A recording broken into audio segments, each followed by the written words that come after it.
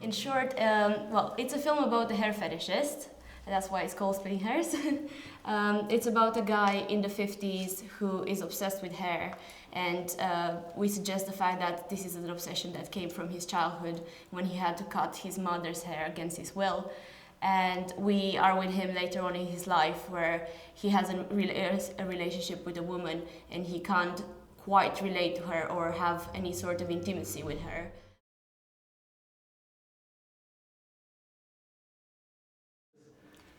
It was, yeah, it was a symbol for repressed sexuality, because if you replace the hair with anything, it can be an expression for sexuality, any sort of sexuality, any hair, any sort of fetish. And again, as one of my friends said from back home, who's gay, for him personally was a story about that as well, of repressed sexuality as a gay person. That is not a thing that you find in the film, but some people interpret it that way as well.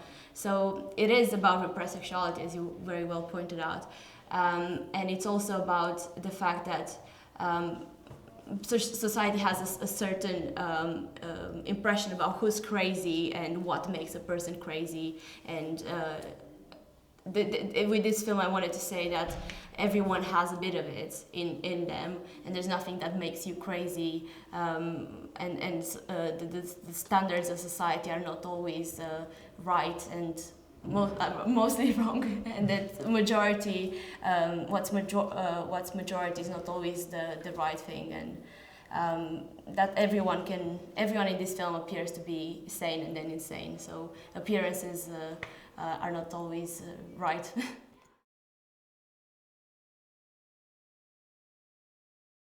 Yeah, so the film is set in 1955. The initially it was supposed to be contemporary, but then we changed it because Hitchcock was a big inspiration, and we just wanted to recreate that atmosphere that you see in his films. It wasn't very hard because we live in a world where it's very easy to get stuff online. So a lot of the stuff were taken from eBay. It was mostly going through online websites and going to vintage fairs and just trying to get everything.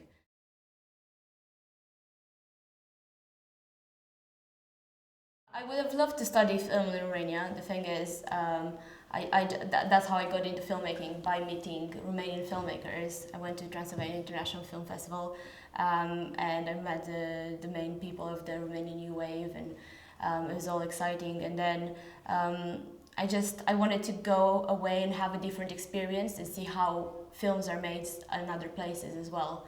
And I got the opportunity to study in London, and it was very eye-opening in a way, in the sense that I realized that filmmaking wasn't just directing; it was so much more behind it. And being in London and being able to do all the roles from pre-production to post-production, although I'm not doing them now, I was able to try them and see if they fit me or not, and that was very important. And now now I finished film school, can go on and say, actually I want to be a producer, actually I want to be a writer. And also in terms of theory, it was very important for me because the course is very balanced in terms of theory and practice. So you get to learn a lot of film history and write about it, and then put those ideas in films. And a lot of the ideas that I used in Splitting Hairs were given by the fact that I wrote my dissertation on representations of the female body and physicality and so on. So that was important, eye-opening. So I did enjoy my studies there. Yeah, I think it's good because you just get to do everything and meet people, make the first connections, get inspirations from your teachers, and then after you decide what's best for you, you can go on and do a master in the area you want or go do something else. Mm-hmm. But I certainly am very glad to have gone to film school. It was so much fun, and even if I don't continue on this path, I know that this have been like definitory years for me and my career, regardless of whatever I'm gonna do later on in life. So yeah, go to film school.